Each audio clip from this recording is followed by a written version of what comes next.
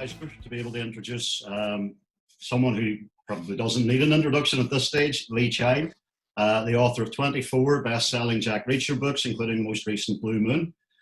Lee is a rock star of the crime writing community in more ways than one, with supposedly his publisher says selling one novel every 9 seconds somewhere in the world. Lee tonight is joined by Dr. Heather Martin, who has written the authorized biography on Lee called The Reacher Guy. Heather is a linguist and scholar who has held teaching and research positions at Cambridge, Hull, King's College, and in New York, among other places.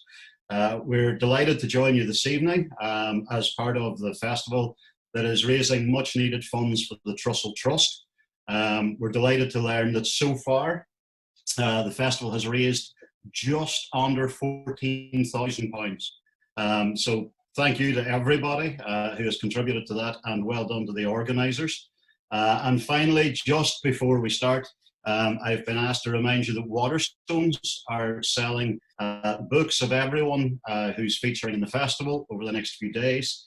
And if you Google Waterstones Locked Up Festival, you can get 25% off the books of any of the authors in the festival by using the promo code Locked Up. Thank you, Helen. To begin then, what we're going to do, I'm going to keep a bit of an eye just on the chat and on the Q&A. If you have questions that you would like asked, if you can put them through the Q&A, because the chat kind of disappears quite quickly. And if I have a chance, I will try to fit as many of them in as possible. So I suppose, folks, thanks very much for joining us this evening. Can you both hear me okay and make out the questions through the Derry accent as best as possible? Yeah. I suppose where I wanted to start was just how did this come about? How did the biography come about? I mean, I have read that the two of you were talking about the kind of practicalities of writing, and Lee said, well, if you want to know more, you need to write a biography, and you did. But I suspect there might be a bit more to it than that. Would that be the case? You want to go first, or shall I? You go first, because it was your idea. Yeah, it was my idea. It was my own crazy idea, actually. And Lee did take a bit of persuading, I guess. I think there were lots of reasons I wanted to do it. Not least among them Lee's kind of stature in the field. But probably the simplest is the stories that he tells. The ones he writes, but the ones he also tells when you hear him speak, which I had quite a few times by then, by the time the idea came to me. And I think the thing that people forget is that Jack Reacher is only the second of Lee's great fictional characters. The first, and possibly the greatest, is Lee Child himself. So, it struck me that that's a great story to tell. That sort of, reinventing yourself midway through your life is pretty unusual to do it to the extent that Lee has. And I also, it kind of came to me very suddenly that it was a story I wanted to tell and a story I thought I could tell. And I was probably a bit influenced by Lee in that because, I've heard him speak a lot of times and he always says, tell the story you want to tell. And I thought, that's the story I want to tell. I'm gonna give it a go. As regards process, we can come back to that if you want. That's, kind of complex, but happy to talk about it. What about you? Well, from my point of view, first of all, let me say thanks to Heather for being here, and you, Brian, for hosting us, and to Steve Cavanagh and Luca Veste for organizing this thing, which I think it was a great thing to do. It's a great festival to have. An absolutely disgraceful reason that we need it to support food banks.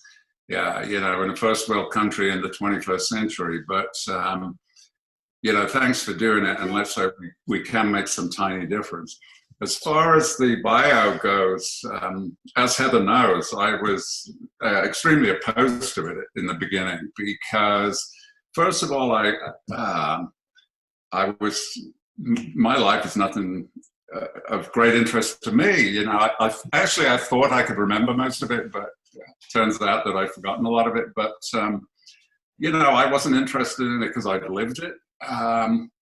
And it is monstrously egotistical to say, yeah, somebody should write my biography. So I was kind of opposed to it, except that I did feel that for a person of my age whose background was split between provincial England and Northern Ireland, at the time that I was growing up, there were so many undercurrents of regionalism, of class, of education, and so on, that I felt it would be interesting from a sociological point of view to trace a life like mine, which really now spans the old days to the new days. And the old days were very different. And I think the progress you could make, the career paths you could take, a lot of the surrounding preventions and prohibitions that certain people were faced with. It was a complex society that also, it wasn't just complex regionally, it was also chronologically. I mean, we all talk about the 1960s. Well, really the 1960s didn't happen everywhere in the 1960s. There were parts of England where the 60s didn't happen until the 80s. Everything was in constant flux for many decades in this transition from the post-war British world to the modern British world. And I felt Heather being not English was essential to me. She's Australian, and therefore, presumably growing up, had a particular view of Great Britain that when she arrived here was no doubt shattered. And so I wanted that sort of third-party perspective to a British life. And did you have any concerns going into it? I mean, there's a kind of a history in literary biographies, particularly, of the biography. I mean, Robert Frost, Philip Larkin, both spring to mind, where the writers' reputations were damaged by the biography. Did you have any concerns like that? Not really, because, I've always been indifferent to whether people like me or not. If somebody finds something in there that is unacceptable, then fine, I don't care. And, I have had a pretty scurrilous life in a lot of ways, and so presumably people Yeah, I wasn't worried about the reputation, because also, in this genre, really, nobody in this genre is Robert Frost or anybody else, and so really doesn't matter. And no, so I wasn't worried about that. Heather, did you? I mean, you're kind of coming in to interview somebody who is the consummate storyteller, and in some ways has kind of created a mythology within himself. What were your concerns? Well, I suppose my concerns my concerns were really about, wanting to do Lee some kind of justice. I knew what his priorities were for a biography, and that was a challenge. And, I've done my research and tried to sort of at least meet that challenge. But yeah, I guess for me, it was quite a bold step. But again, I think like a lot of people, I've taken kind of direct inspiration from Lee. I mean, I'm not suggesting I'm going to write 24 books about the same recurring character, in this case, Lee Child. But, his idea that, you read a lot of books, you've worked in other areas of, in other professions, you can tell a story, go for it. And I basically tried, having sort of had this kind of instinctive, gut feeling that I wanted to write it. I tried very hard not to overthink it. And I tried to kind of follow my own storytelling instinct. I wanted to kind of, in a sense, my own style to be compatible with, or, to be harmonious with Lee's to a certain extent. So I definitely didn't want it to be too academic. I wanted it to have some kind of, I wanted really each chapter, the way I approached it was, that each chapter should be a story in itself.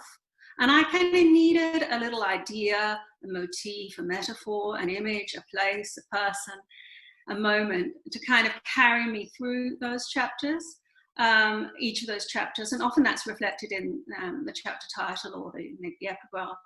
But, the sort of beautiful thing, the thing I discovered about myself, and the thing I really, really enjoyed about it, the thing I loved about the process, was that by the time I got to the end of a chapter, I always had a bit of an idea what the next one could be. Not necessarily what it should be, but what it could be. So I kind of put my faith in Lee in a way. I thought, well, he says, don't overthink it, just do it. And I kind of did that. And I actually, it's undergone quite a few revisions at the final stage, because it was originally rather like the original Killing Floor. It was a lot longer than it is now, and I had to meet my publisher's preferences in that regard. So I did have to do a fair bit of pruning, just as Lee did with Killing Floor.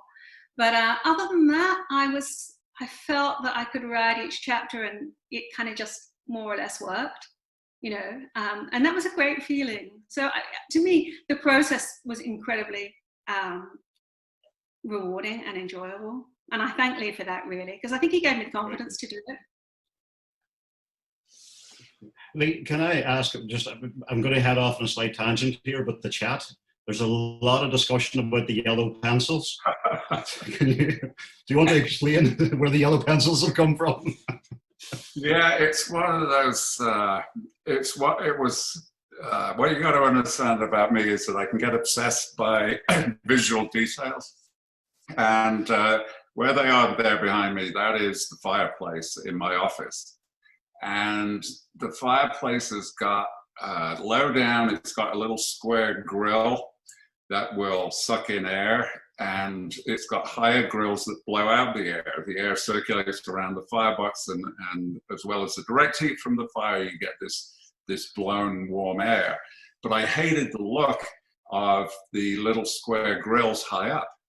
And so I had to cover them with something. And originally I got some birch logs that were about 5 feet tall and used them to hide these vents. But behind this fireplace is the living room fireplace, which has the same arrangement. And I hadn't gotten enough birch logs, so I had to put all the birch logs in the living room. So the question is, what do I use for the for this one?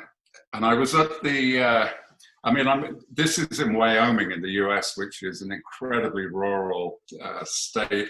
So all the hardware stores sell things like salt licks for the cattle and fence posts for your fencing and all that kind of thing. So I was at the hardware store and I saw these fence posts that were pre-made into a point for hammering into the ground. And the way they were stacked, I thought, my God, those look just like pencils. I could buy some of those and kind of paint them yellow and make them into pencils and use those in that position. But then, of course, that would involve work. And so I thought, well, what I should really do is look on the internet and find if somebody's already done that. And I found this guy selling on Etsy from New Jersey. He makes big, huge, these pencils are 5 feet long, big, huge things. I think they're to go on the wall of your primary school, to be kind of encouraging about such equipment. And so I bought 6 of these from him, and I use them to cover those ugly vents. I've got to come in here. Brian, I've got to come in here. I've got to say 2 things. One is that if I was still writing a biography of Lee, I would have been taking notes. And a lot of that would have got into the biography. That is classic kind of Lee, the kind of details you never dreamed he would come out with. And the internet shopping is classic Lee as well. And there's a bit of that in the biography. But the other thing is, because I basically, and I'm sure, surely all those people on the chat out there are taking it as a kind of allusion to the original pencil. The original pencil's about this big now, isn't it? Because you wore it down. But basically that, that's saying to these are like supersized versions of the thing that created Jack Reacher. The first book with a yellow pencil, and as Heather says, I had to keep sharpening, and it's now about this big. And so it's a homage to the original manuscript, really. Well, you have just made an internet seller on Etsy very happy, I would imagine, based on the way that the chat is going.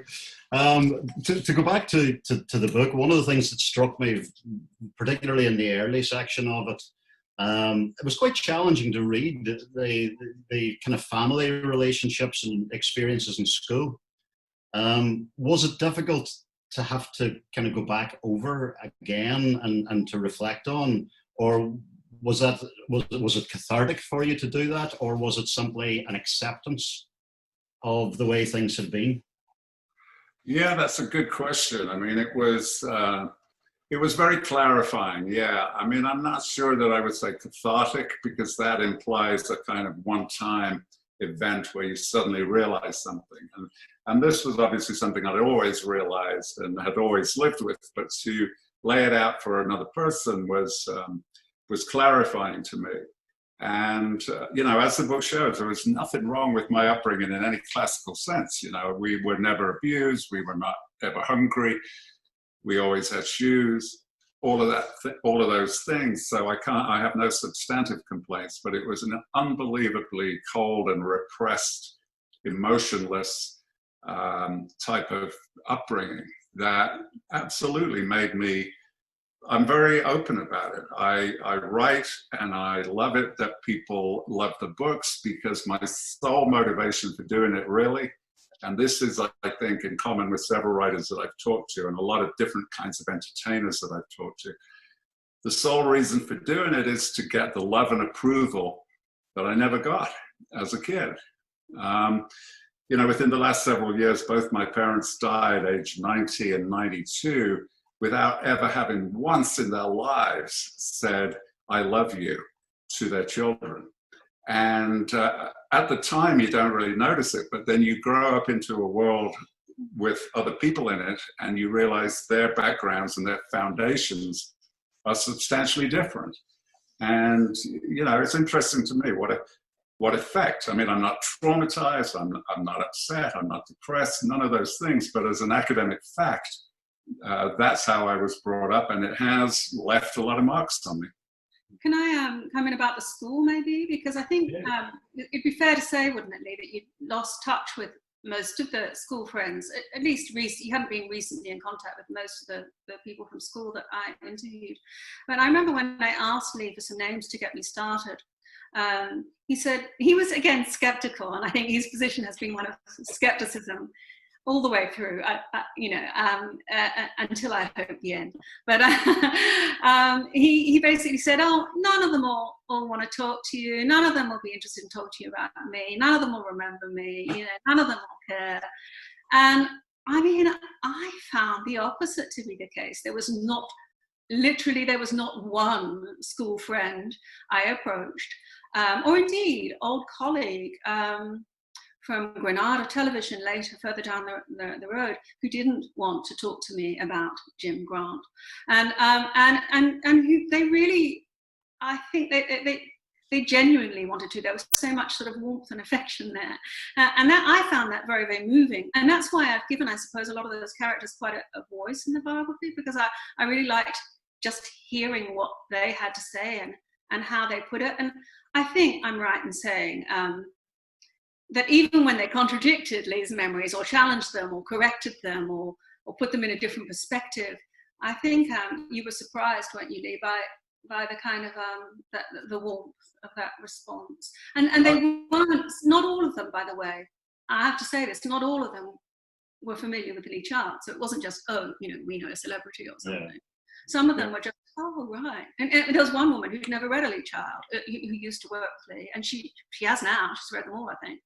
But, you know, so it wasn't just that at all. And I think you were surprised by that, weren't you, Lee? Yeah, I was going to say, how does that feel, Lee? I mean, is there kind of a sense of ghosts of Christmas past kind of appearing? I mean, it did feel fantastic because, you know, I liked them very much. They were my friends. And it's a sadness in life for a lot of people that you drift apart and your school friends you don't necessarily see so much. And especially these days where we all move around a lot and we end up living far from where we were raised, you fall out of touch with people from school and college and your first jobs and so on. And first of all, yeah, I was amazed that they remembered me at all, and I was unbelievably touched when they said nice things. So that was lovely, yeah. The clash of memories was fascinating to me because I kind of think that I remember things, and I'm sure I do. And sometimes that's patently false. And sometimes it's a problem that probably you share, Brian, which is that, you know, we do loads and loads of appearances, and you've got to be reasonably slick and coherent on the stage. And so you don't say, my aunt's cousin's friend had this happen to him. You just say, I know a guy and this happened to him. You know, you compress, you smooth it out, you speed it up, you gloss it over, with no malicious intent at all. I mean, it's not really telling a lie, it's just making the story slicker and faster. And by the time you've said that 20 times, it's in your head as if that is the reality. And so it was fascinating to me. I mean, that's one of the things I discussed with Heather at the beginning, was that this should also be an examination of memory as a process, because certain things are, it probably happens to us all, but certain things are so clear in my mind that I can guarantee that such and such a thing happened when I was a kid. I can absolutely picture it. But then I realized, wait a minute, we weren't living in that house that year. That's got to be wrong. And that is a fundamentally very bewildering thing, I think. Something that you feel is true and then later is proved not to be. Yeah, and little examples came up of that. I mean, there was one lovely thing that a guy from Granada said to me, which it was perfect. It showed how well he knew Lee even back then. A guy called Rob Reeves, and he said, the thing with Jim, he said, is that he tells you a story, and once he's told you the story, it's a true story that he's told. and I think that's what Lee's talking about. It's a process, and certainly I could see that process in action, and I've tried to track it to a certain extent and to draw attention to it every now and then. And I think it is quite difficult for Lee to know sometimes where the details of that story have slipped. I mean, one little example, that the story of your first fight with your in defense of your older brother. I mean, you've told that so many times because it's such a great story and people love it. And there are many different versions of it. You know, you've got the 1-minute version of it, you've got the 5-minute version of it. So obviously it's going to vary. But I remember one little detail that struck me about that in a longer version was when you said something about, you know, you were suddenly called upon to beat up the foe, you know, to step in and to smash the guy, Nicky, in defense of your older brother. And that you didn't know how to do it because you'd never done it before. I mean, you were 3 or something. And you remembered seeing people doing it on television, but you didn't actually have a television then. And that was, I mean, obviously you could have seen it at someone else's house, but that's, I think, an example of the sort of thing that you're talking about, where obviously a couple of years later you had a television, and so it all kind of merges. That would be an example of, you know, that strange inversion with stories where I was 3, I think, at the time, and I have no real direct memory of it. It's only that I've been told about it by my brother and my father. You know, they found it interesting or fascinating or whatever. No doubt my brother was very relieved that he didn't have to do it himself. And no doubt my father thought it was some kind of commendable street justice type of thing. But I actually have no direct memory of that. It's like I can remember the street, I can remember many similar circumstances, but that particular occasion was routine to me, or just slipped out of my memory. And the thing about I didn't find I didn't find many living witnesses to the fight. Living witnesses. There are very the only living witness I found to fights was really Lee's best friend at school, and I guess he spared him, you know. There are very few living witnesses to my fights. Well, that asked why. One of the things that did strike me, kind of, and it's mentioned quite early in the book, which surprised me on one hand, and then, you know, having spoken to you before a few times, didn't surprise me at all. You mentioned that you had imposter syndrome with book 1, and have continued to have it with every book since. Yeah. Yes. That is, I think, a 50-50 thing that is partially the result of the upbringing, which was so dour and so, because I was a regular kid, you know, I liked the Beatles, I liked pop music, I liked football, I liked all of those things. And all of those things are disapproved of as insubstantial, you know. and not aspirational enough, not middle class enough. And so the overall message that I got repeatedly year on year as a kid was that if I'm interested in it, it's no good. And so that was about half of it. I think that's sort of the lack of self-esteem. But also the other half of it is that I think all successful writers have that feeling. I think it's almost the definition of being unsuccessful. If you are satisfied and you think, yeah, I got this. It's any of us. I mean, to any of those books on your shelf next to that rather intriguing fish tank, any of those authors are going to feel, I got away with it this time. Can I do it next time?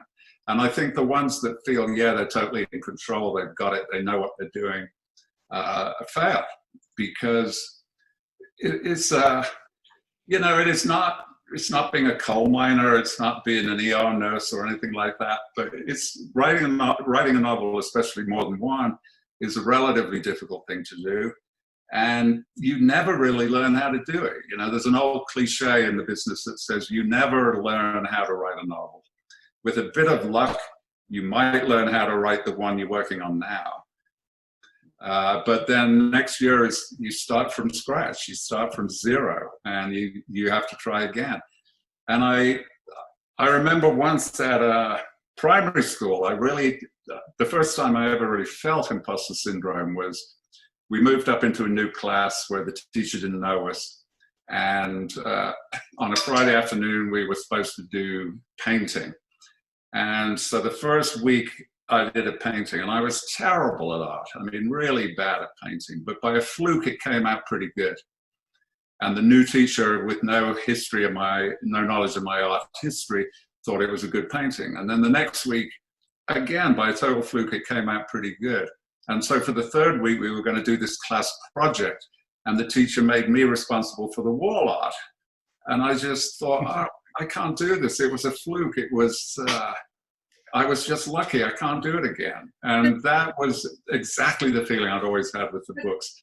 And it's stressful. It's a difficult thing to deal with. But I honestly believe that you will never find a decent writer who does not feel the same way. That's you being classically self-deprecating, isn't it? Because I believe you won a prize for art at secondary school, so you can't have been too bad. And your mother was an artist, and you kind of ran in the family a bit, didn't it? So there was something there. I mean, okay, Lee's not selling art like he's selling books, but he can do okay. I don't know about that. I mean, that's another thing that's fascinated me in general is how things pass down through families. Because my mother was pretty good at drawing, and she was also pretty good at the structure of language. She had learned German at secondary school in a way that was highly analytical and highly grammatical. And the skeleton of language always stayed with her. And that skipped me completely, skipped my generation completely. But my daughter is exactly the same. She is a linguist based on deep structure and grammar. And I can recognize the same thing in her that I saw in my mother. And my younger brother, Andrew, is physically very similar to my Irish grandfather, whereas I'm not. I'm much more like my English grandfather. And so the way things skip around in families, I find really fascinating. One of the plates, you haven't seen the plate sections in the book, Brian. In fact, Lee only saw them today, but one of them people might enjoy is in fact an early attempt from Lee to design his own book cover for Die Trying. So you'll see some of his draftsman skills there. Yeah, that stuff is fascinating to me in terms of the career in the bio. I mean, obviously, when I started out, I was 24 years younger than now, and therefore had so much more energy and so on. But yeah, the amount of stuff that I produced, endless letters to editors and back and forth and designs for this and memos about that. Fantastic amount of involvement, which tailed off over the years as I got obviously we all got into the same groove, and to a certain extent I was running out of energy and so on. So my productivity later on was zero, apart from the book. I would write the book and send it in, and do nothing else. 26 years younger. But 26 years younger. well, yeah, whatever. I mean, it's a long time. Sorry, biographers are annoying like that. One of the things that struck me as well, I mean, you're talking about art and skill in art, but music plays a big role in the book, as it has in the Reacher novels. And in Blue Moon, the title itself obviously suggesting it, but musicians become part of kind of Reacher's cohort. To what extent does music, I mean, you mentioned in the book, you use music. Seamus Heaney once talked about a piece of music being the tuning fork to start a work, even if you weren't listening to it while you were working. I mean, is that the case with you? That seems to be suggested. I don't think, not specifically relevant to each book. And I know what you're saying, that a lot of writers either use it as a launch into the mood for the book, or a lot of writers use it as an accompaniment while they're writing. I mean, Stephen King is famous for that. He writes with loud rock music blasting at him. Some writers like Bob Crace, I think Ian Rankin does it once in a while, they have a playlist for the book that they will publish kind of separately, as if to say, this is what I was thinking of while I was writing the book, or somehow this playlist is supposed to represent the book. And I'm not like that in that sense. It's strictly divorced. I love music, but I write in silence. And I'm not particularly thinking of any particular song while I'm writing a book. But on the other hand, I do think that writing, especially a novel or a short story, is very similar to music. You know, it has a mood in the same way that music has a key. It starts somewhere, and you'll maybe have figures in the music that prefigure the ending or a later development. And it goes somewhere in movements with different paces and different tempos and moods. And then it arrives at a climax. And I've always felt that music and reading are really the only two time-based arts that we've got. If you paint a picture or if you take a photograph, it's all visible, all in the same instant. You might appreciate more things the more you look at it, but ultimately it's all there in front of you from second one. Whereas with music and books, you're going on a journey, and with music, you have to surrender yourself to the composer and say, yeah, this is going to take you somewhere worth going, in the same way that you do when you're reading. You start and you sort of basically give the writer permission to take you on a journey, and you hope you end up somewhere great. And so I think the musical virtues of rhythm, rhyme, key, all of those things are in books. Whether we realize it or not is up to the individual. But I think the process and the virtues are very similar. I think that's one of the things that, I particularly most love about Lee's writing, that sense of the kind of jazz improvisation. And I think that's what he does with detail. All these little apparently incidental details are picked up in novels, and they're woven they back into the theme, basically. And that's one of the things which I especially love. I think the thing I most love about Lee's writing is how it sounds, the rhythm, the musicality.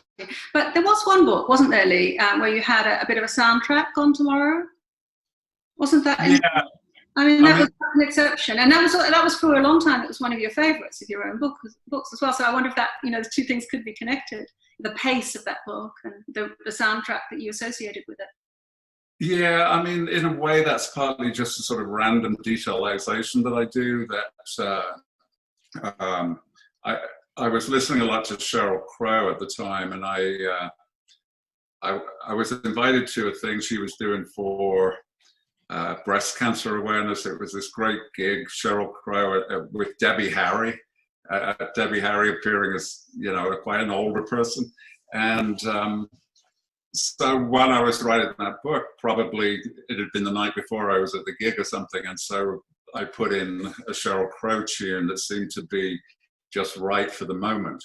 So yeah, that was possibly a subconscious thing that pokes its head actually into the text. But and I also really like that analogy you've given of wanting to write like Jimmy Page plays the guitar. That thing of both focused and discursive, and I think that really does describe your writing very well. Yeah, I mean, I look at guitarists, and I like what I call the narrative guitarists. David Gilmour, for instance, of Pink Floyd, his solos are, to me, they're telling a story. They're making a case, they're making an argument. It progresses in a coherent way.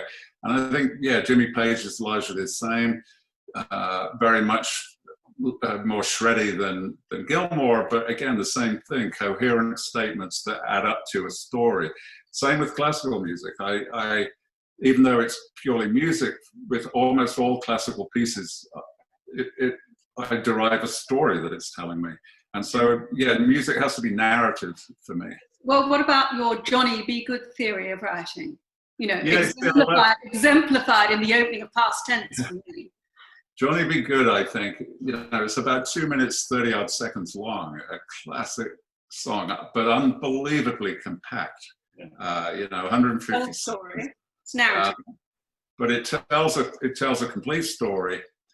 But the crucial thing about Johnny Be Good for me is that even though it is so compact, it allows itself to waste words, which I think is just glorious and just joyous, that you've got this really tight thing, but the writer has the confidence to throw in extra half lines. Kind of focused and discursive, really. Yeah, it is. He lived in a cabin made of earth and wood. We don't really need to know it was earth and wood, but it's there in a 2.5 minute song. That is, to me, just glorious, that you have enough confidence to say, I'm going to tell this story in 2.5 minutes, and I'm going to waste some lines. I think that is just great. I mean, I would never be without the opening paragraph of Past Tense. I think it's one of the most beautiful opening paragraphs. But none of that, well, the birds come back, the birds become a motif, but Richard doesn't do any of the things he says he's going to do, and he doesn't go to any of the places he's going to go. So that's kind of Ailey's process in action, but it's also Johnny Be Good, for me. It's that's like the magic thing about all pure redundancy, but I would never want to sacrifice it. That's the magic thing about details in a book, because they're either they're inherently fascinating or they lead to something bigger. And so you can never get criticized for it. You just throw them in, people enjoy them for what they are, but then some of them are going to turn out significant later. Of course, I don't know that yet. So I've got this kind of soup of stuff, and I can pick out the bits I want for later in the book.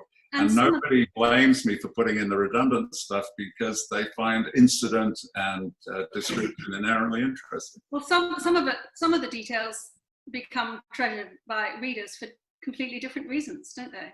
I love that too, in a sort of academic existential way, how the reader absolutely defines the book. Some of my books, my titles are kind of forgettable, I think, and so nobody ever really uses the titles. They always say the one where,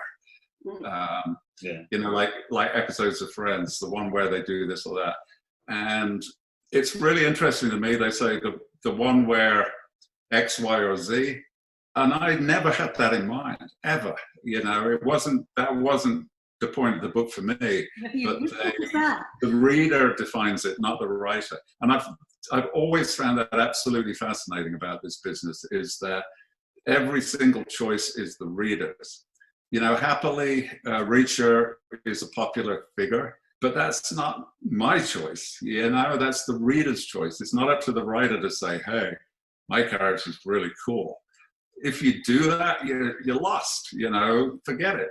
You've just got to write a character. It's the reader who decides whether he's cool. And so it is fascinating to me that your fate is entirely in the hands of the reader. There's nothing you can do about it.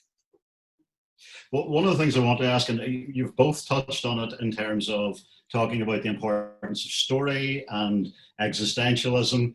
The book draws comparison with Camus several times, and it's not the first time that the comparison's been made, in fairness. But one of the things that I loved, and I had never known before, was that Waiting for Godot is your favorite play. Yeah. Which is just stunning. So, I mean, in a way, how does, for somebody who loves storytelling, to choose as their favorite play the one play that kind of denies all idea of linear narrative and kind of story and point, how does that feed in? And is, in fact, Reacher an absurdist hero of some sort? I do love that play. I mean, it's this, but it's a weird story.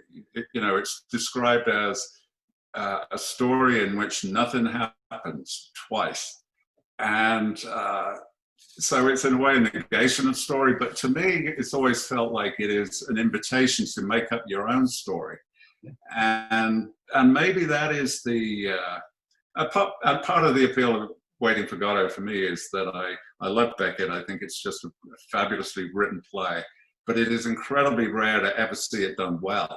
And so I go in a sort of spirit of optimism, maybe this time. And I've seen it, I don't know, 30 or 40 times. And I've seen one or two pretty good. Most of them are awful. But I'm just kind of hoping for the ultimate one. But it is, it's the fact that nothing happens in it, to me, is an invitation to speculate what might happen or what might happen afterward. And I guess that is a writer thing, because really one of the things that convinced me I could do this was that I was once on a plane years and years ago, and somebody had left a paperback book in the seat pocket in front. And so I started reading it. And then toward the end of the flight, I discovered that they glue paperbacks together in sections. I don't know what the technical word is for those sections. There is a word I know, but like the back section had fallen out and was missing. So I did not have the last couple of chapters. So I did not know what happened in the book. And I remember sitting there thinking, well, wait a minute, this wanker just made it up anyway. So why don't I make up what I want to happen? Why don't I just make up what I think should happen? And so I sat there on the plane for the last sort of few minutes thinking, yeah, well, then this should happen and then that should happen. And I thought, wait a minute, I could do this if I wanted to. Yeah.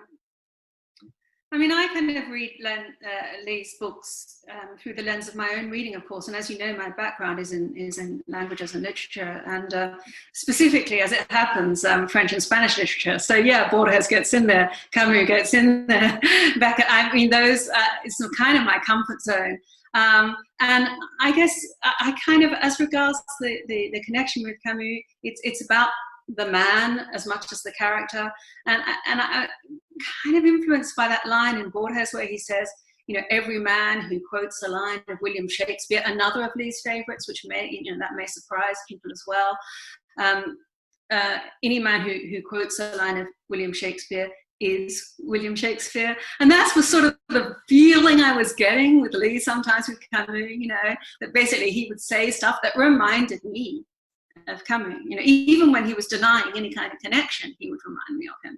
And the same with Borges and the same with Beckett occasionally. And I've tried to kind of weave some of that into the biography. I mean, I've tried to do it with a pretty light touch, as with the Shakespeare indeed, but it is one of the things that I particularly enjoyed doing about it. And one of the things that I thought I could bring to the story of Lee's life that would be slightly different to the way it's been told before. I mean, obviously there's lots of ways you can write a biography, and I've done it in one way. Yeah. And, partly by bringing to bear, my own idiosyncratic reading experience, I guess. And indeed, that was how we got talking at kind of length. I mean, I'm not sure if you know this, but it was because, I'd met Lee, and then he kind of sent a Spanish translation of one of his books. It was personal. My way, and he was curious to know what I thought of it. And, I decided to take that particular challenge seriously rather than just say, that was wonderful. amazing.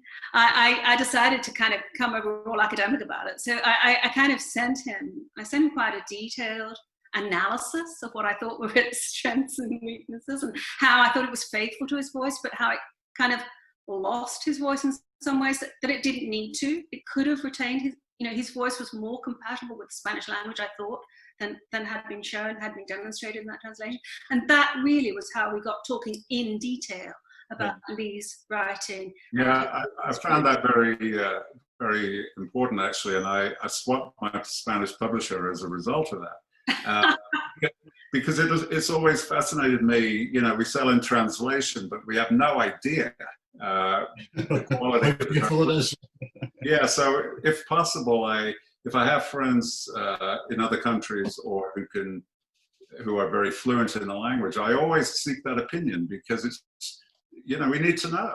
And especially with books like mine that have a very idiosyncratic voice and short, choppy sentences and rhythms and so on, doesn't necessarily translate well. So if I have a Dutch friend or something, I'll say, what is the translation like, really? And Swedish and so on. And the Spanish, we were French and Spanish market. Reacher does great in Spain now, but France still not, because the translations just don't fundamentally match what I'm trying to do. I think it's a tiny bit harder in French, actually, but Spanish is a freer language. It's a bit more relaxed. And the thing I noticed, which was so easy to correct, really, was that they were basically trying to smooth out Lee's syntax. He referred to the short, choppy sentences. I mean, obviously, there are lots of beautiful, long, lyrical sentences in there as well, which I love. But, they were joining up his short sentences, and they were putting in a subject before the verb at the start. They were making it proper and correct. Yeah. They didn't need to, because Spanish can do all the things. In fact, Spanish can do it more easily than English. So that was, basically I said to him, it doesn't have to be like this. They can actually, and now when I read Lee's books in Spanish, I think, I can hear Lee's voice in Spanish. And that's really kind of exciting. And actually, it's nice to have been involved in that as well. In terms of, I'm kind of aware, I'm keeping a bit of an eye on the questions here, and there's a few of them on the same topic, so I'm going to skip ahead, I suppose, a bit. Firstly, there's a lot of questions about the movie. Now, we've discussed it, I know you've discussed at length already, the kind of casting in the movie and why those decisions were made. And there's quite a few people asking about the Amazon series to come. Is there anything that you can say even about that, or about how that experience of long-form television has contrasted or compared to kind of Hollywood cinema? Yeah, I mean, obviously the long-form television allows them to be a little bit more novelistic, and therefore they're going to have a lot more of the original content in it, and not rush it so much. And the movie deal, that produced the two Tom Cruise movies, that deal was actually signed back in 2005. And back in 2005, feature films were the way to go. There was really no alternative, and it was very fun and flattering and lucrative and so on to be doing that. But I think if you were to sign a deal now, or last year, this year, your first preference would be long-form television, because in the interim, it's emerged as a force, as a power. We've got platforms that are spending the right kind of money on the right kind of things. So if you were to do a deal now, it's a no-brainer. You would go for television. And so what happened with the movies was, I loved, in and of themselves, they were good, solid B movies, the sort of thing you would watch on a plane to pass a couple of hours. They were fine. I've got absolutely no objection to them at all. I liked the people. It was a fun experience. Tom Cruise was a lovely guy.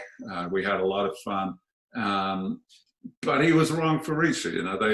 They were good, solid thriller movies, but they weren't particularly Reacher movies. And so after two, I found there was a clause in the contract that I I didn't ask for, but my lawyer must have put in just as a safeguard or something. And in which case, thank you very much, because there was a clause in the contract saying after 2 movies, it's my decision whether we make any more. And I thought, no, we've got to stop this, and we've got to take advantage of television. So we stopped the feature films. We signed with Amazon to do this streaming series.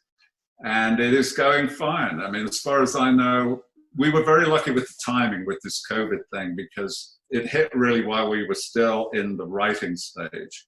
This year has changed completely, in as much as we started out the year thinking that there was going to be a Writers Guild strike in May. And so our first priority was to get the first season written between January and May, which happily we did, and happily COVID did not disturb that at all, because it was just a bunch of writers sitting around doing it. So we're in good shape for starting filming probably October or November on location in Georgia.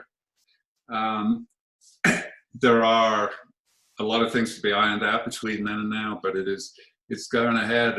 I've seen the pilot. It's a great screenplay. I think it is a chance to start over, to reboot, and to make everybody happy. I can't tell you who the actor's going to be yet, because that is subject to a huge, big, announcement, hoo-ha. But for the people that were unhappy with Tom Cruise, let me tell you, this is the opposite. This is the biggest guy you have ever seen. You are going to be happy with this guy. And so, with a bit of luck, we're going to have a wave of support from the book readers instead of a wave of hostility, which the movie's got. And so hopefully it'll be a happier experience as it starts out. And it's just the sort of patience that a 12-hour story can achieve, rather than the rush of a 90-minute story. And so that's really what I'm looking for, because that's what's in the books. The books are not all high-paced at all. There are lots and lots of quiet, patient scenes in the books. And I want to see that on the screen, because I think that is a valuable part of the experience. Yeah, it's not all running, is it? No, I mean, my theory about writing and pace, obviously pace is essential in places, but if your entire book is relentlessly high-paced, it's almost the same thing as not paced at all. You've got to have the variety in order to recognize the fast pace. I suppose the other kind of topic that's coming up quite a bit, and I'm going to ask this to both of you in 2 slightly different ways. Right, Heather, you were writing a biography at the time that, when I last interviewed Lee, which was in Derry, I think in 2013, Lee told me that Reacher would end up dead in a sleazy motel somewhere. We had actually suggested one in Derry, but and the book would be called Die Lonely, I think. Clearly that plan has changed, and you were writing the biography at the time that decision was made. So I'm going to ask kind of both of you a slightly different question. Lee, to you first, what changed in terms of why did you decide to hand the character over to Andrew, and how did you feel about doing that, about kind of releasing the character? And Heather, for you, how was it to be kind of documenting this as it was happening? And did you not find yourself dying to tell people, but you couldn't? So, whichever was the answer. From my point of view, it was, theoretically, on a sort of theoretical level, I think that, it would have been absolutely fitting that a tough old warhorse like Reacher should end with a sort of noble but definitive end. And so I was not kidding. When we talked in Derry at that festival, which was a lot of fun for me. I mean, I hadn't been to Derry for decades, since my aunt died. But I was serious, it made total sense in a theoretical mode that this type of character should have a definitive end that would exhibit some kind of self-sacrifice. Therefore, obviously, he would have to end up dead. And I really intended to do that, except that over the years, especially as probably since that occasion in Derry, you know, it's been what, many years, 7 years since then, the popularity of the character has got to the point where people are genuinely emotionally invested in him. And to see him die would have been a tragedy for a lot of people. They would have been very upset. And I came around to the feeling that it would be gratuitously cruel to the readers that have enjoyed him so far. It might have been existentially valid, but it would have been emotionally cruel to the readers. So I started to back away from that idea. But then he kept on being so popular that when I personally felt I'm getting too old and too tired to keep up the level of quality that I demand of myself, I thought, what am I going to do?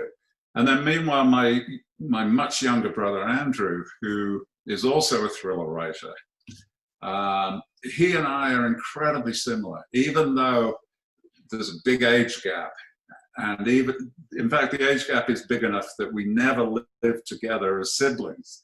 I'd already gone by the time he was out of diapers. So that, you know, it's not necessarily a brother thing. It's just one writer to another writer who is very, very similar. And Andrew really is me 15 years ago.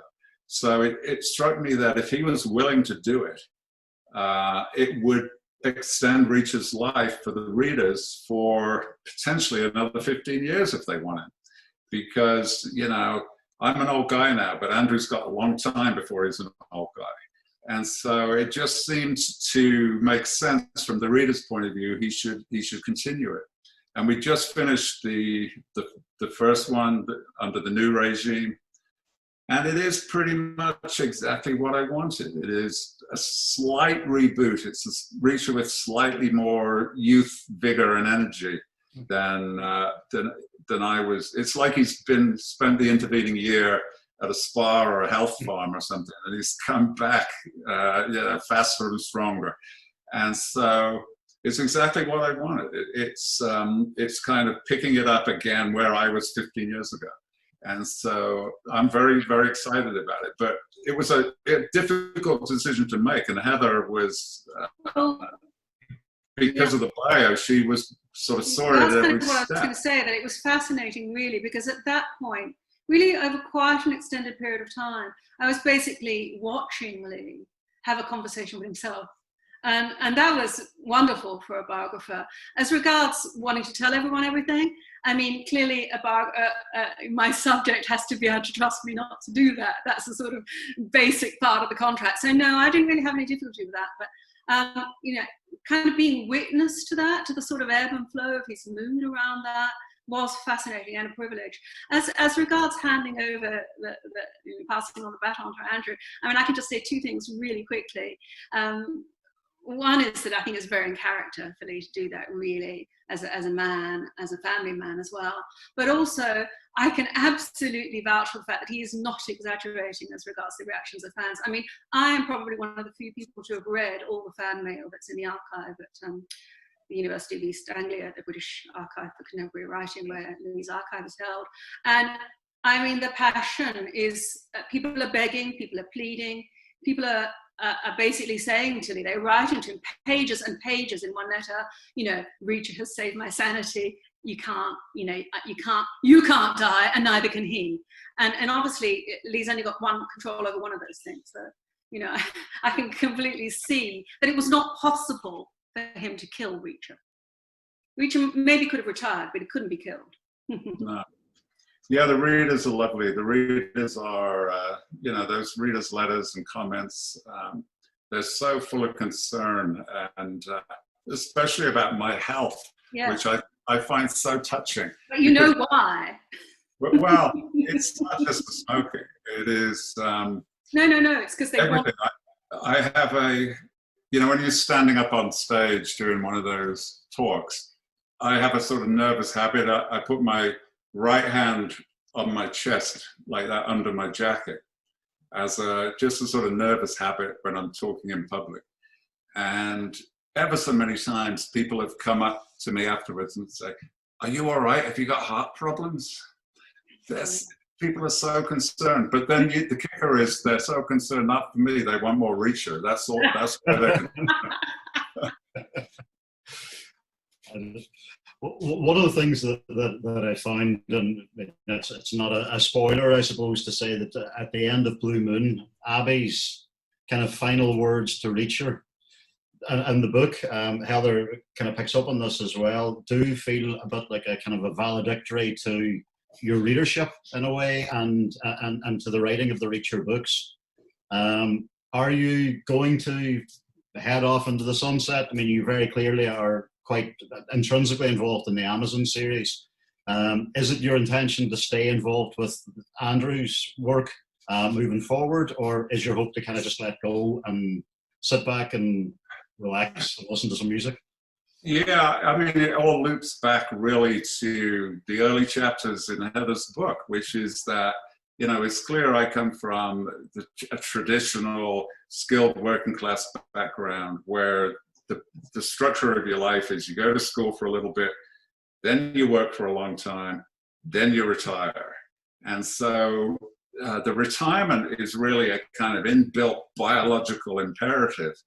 And so, sure, I'm going to walk away. I'm doing nothing. I'm going to sit on the beach and read other people's books. Otherwise, I'll have to write another ending to the biography, and that would be a pain at this point. Which is the most... that's part of his side of the contract. It's the most glorious prospect for me, because the only thing that I have not enjoyed about being a writer is how much time it takes away from reading. And so I'm just going to love... I'm a Booker judge this year. I'm reading a novel a day for the Booker Prize, and it has been absolutely wonderful. And so, yeah, that is going to be the rest of my life. It's just kicking back, doing absolutely sod all and reading. I'll be reading your book, Brian, and everybody else's, and that is, for me, so much more satisfying than writing my own. I think it was very lucky that I caught him the year before, because watching him read a novel a day for a year would not have worked quite so well. Well, I'm going to finish up, I think, just with the same question to both of you. I mean, one of the things that kind of fascinated me with the biography was the fact that, I mean, Lee, very clearly, you have kind of your Lee Child, the persona of Lee Child, is almost the platonic conception of himself, to paraphrase Gatsby. And yet, Heather, you've obviously come from a different kind of angle and looked at it in a different way. Looking back in 3 words, because 3 features a lot in the book, in 3 words, how would you summarize your career? And Heather, in 3 words, how would you summarize Lee's career? Can I do it first? I should have given you a glance warning on that one. Can I do it first? The Reacher guy. What? Say again? The Reacher guy. Okay. I only had 3 words. I'm going to have to do 4 words, but 2 of them are pretty short. I did my best. Well, I think that your readership and millions of readers across the world would say you did much more than your best. Yeah. You have brought immense joy to readers across the planet. And we all, I think, and I would hope I speak for everybody in wishing you, wherever retirement leads you and whatever you do next, wishing you every success in it and wishing you all the enjoyment that you can get sitting on a beach, reading books and listening to music.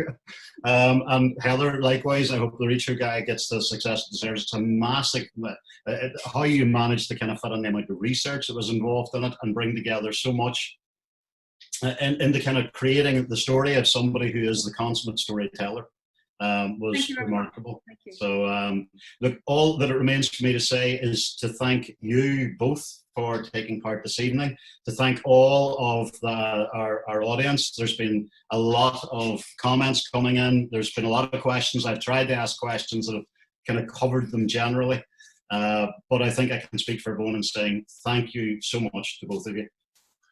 Thank you, Brian. And again, thanks to everybody who's watching and participating. This is a very important cause. I'm grateful to Steve and Luca for starting it, and for everybody, literally everybody that's participating. Thank you so much. Thank you. Thank you. All the best, folks. Take care.